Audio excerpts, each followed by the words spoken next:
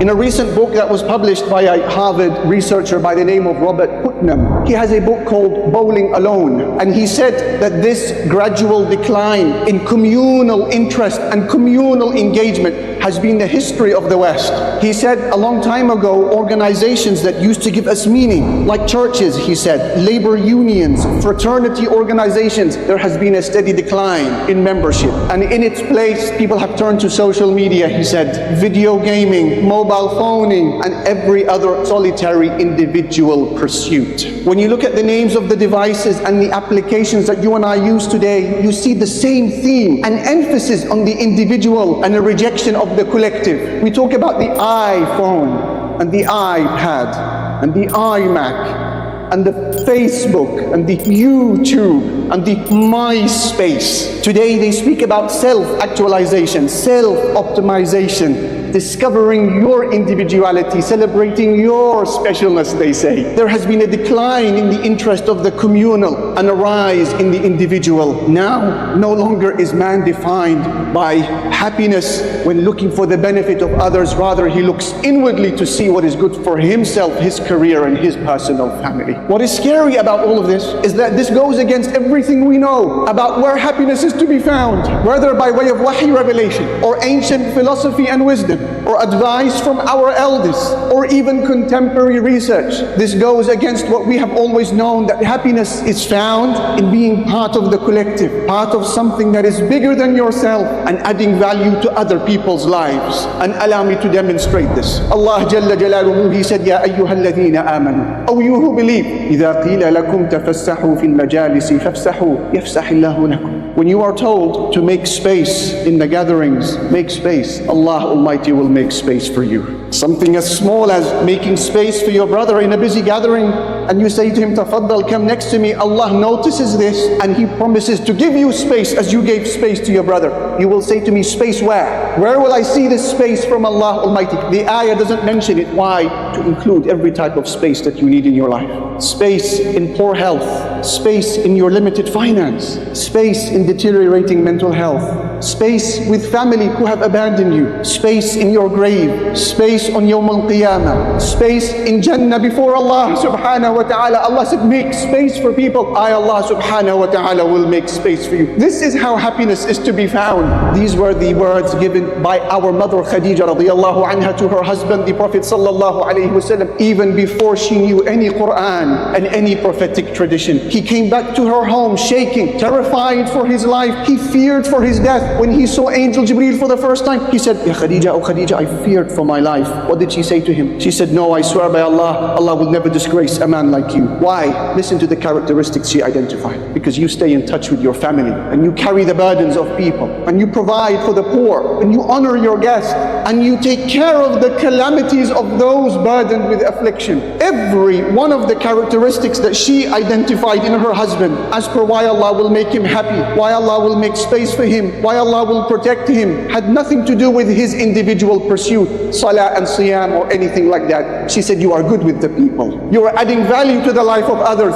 so Allah will make space for you and He will make you happy. He will not disgrace you. Abdullah ibn Abbas radiyallahu ta'ala anhuma, he said, listen to these beautiful words. He said, the one who does good to people can never fall, but if he slips, he will always find something to lean on. Make space for people. Ifsahu yafsahillahu lakum. Allah will make space for you. They have a Chinese proverb that says, if you want happiness for an hour, take a nap. If you want happiness for a day, go fishing.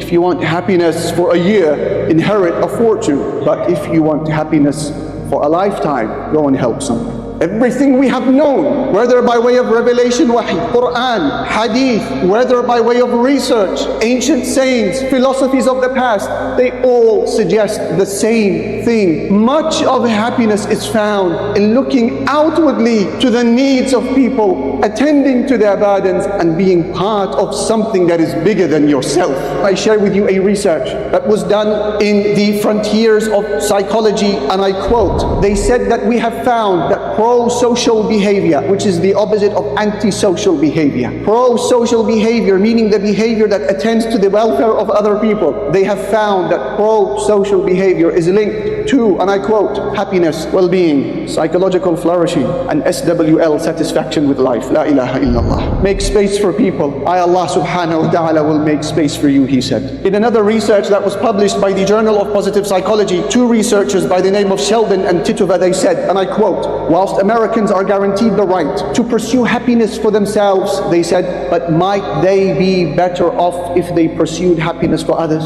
They said, we have tested both strategies, meaning looking for happiness for yourself, pursuing it for others. We have tested both strategies, and we have come to the conclusion that the second pursuit is better in bringing happiness for people than the first. What I have just shared with you, my brother, my sister, is by design. Allah Jalla Jalaluhu has put it in the heart of every human being that happiness is found in Iman, belief in Him, al-amal as-salih, doing good, and then attending to the needs of others. And Allah Almighty has made it our fitrah, our birthright, that misery, grief, inner darkness, sadness, hopelessness is found in rejecting Allah Almighty, in disobeying Him, and then being selfish in your life, only looking for what is good for you and your immediate family. This is by design. This is our DNA. We are always looking for meaning. Everywhere in life, you and I are doing this. We are asking ourselves the same question. You are looking for the evidence that you have left a mark on someone's life. You and I are looking for proof that we have changed something for the better.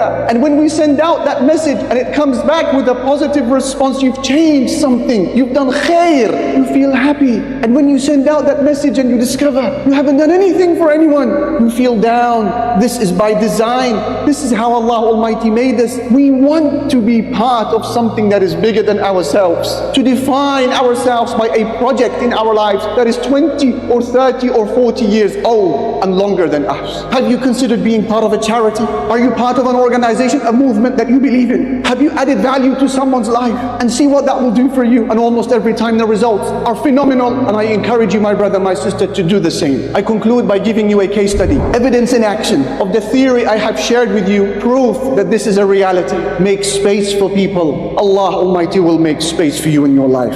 Dr. Abdul Rahman As-Sumayt, rahimahullah ta'ala wa baraka fihi, who passed away a few years ago, a Kuwaiti doctor who dedicated over 3 decades of his life to be in Africa and to serve and to make space for people. Look what Allah Almighty did for him. Dr. Abdul Rahman achieved things by Allah's permission what nations with multi-billion-dollar budgets would fail to achieve. And he speaks of a very emotional incident once with him and his wife Suhaib in Madagascar. Dr. Abdul Rahman, for those who are unaware, is he who distributed over 30 or so years 7 million copies of the Quran and built 5,500 mosques across Africa and sponsored over 50,000 orphans, many of whom became lawyers, doctors and engineers, and built over 840 academic institutions from nurseries to universities, and built over 90 hospitals and dug over 12,000 wells. And by Allah's permission, by the time he had passed away, around 10 million people had found their way to Islam through him and his team. Dr. Abdul Rahman, he said, I was once sat with my wife Suhaib in a small, battered, weathered cottage in Madagascar, and I looked at her face.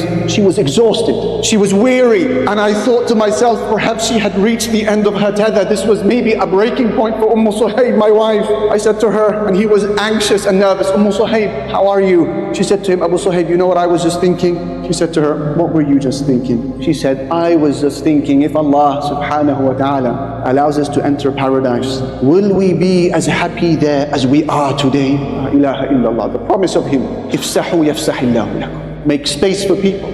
Allah will make space for you. Look at the space Allah Almighty gave him and his wife because of their righteous endeavors. Brothers and sisters, in conclusion, everything I have just shared with you this afternoon relates only to the worldly returns, the worldly benefits of being a person defined by a communal benefit. The dunya we return. Nothing about the hereafter. Stronger relationships, better mental health, stronger spiritual health, an energizing resolve to live, a desire to wake up in the morning, to serve with energy and to sacrifice sleep because you are motivated. All of this Allah gives us when we make space for people and we connect our lives to something larger than our personal endeavors. What then, therefore, I ask, what then does Allah Almighty offer he or she who connects this amal, this deed, to Allah and the home of the hereafter? What awaits him? And the answer is found in one beautiful hadith, and I leave you with this. Muslim narrates on the authority of Abu Hurairah that the Prophet sallallahu alaihi wasallam, he said, whoever removes a difficulty from a Muslim in the life of this world, Allah will remove one of his difficulties on the Day of Judgment. And whoever removes the financial burden of a Muslim today, Allah will remove from him one of his stresses in this world and in the hereafter. And whoever covers the fault of another Muslim, Allah will cover his fault in this world and in the hereafter. And then the fourth and final sentence, the grand finale of the hadith, he said, and Allah will continue to serve the Muslim as long as that Muslim is at the service of his brother. Is there something in your life that you feel you can do with some intervention from Allah Almighty? Find somebody who needs something in his life and add value to it. Define your life by 20, 30, 40-year project, so that when you stand before Allah Almighty and He asks you, why do you deserve Jannah? You say, Ya Rabbi, here is my project of service to my ummah. Ya Rabbi, through this project, allow me to enter Jannah. I ask Allah Jalla Jalaluhu to allow us all to present Allah Almighty with this project, and to allow us all to enter Al-Firdaus.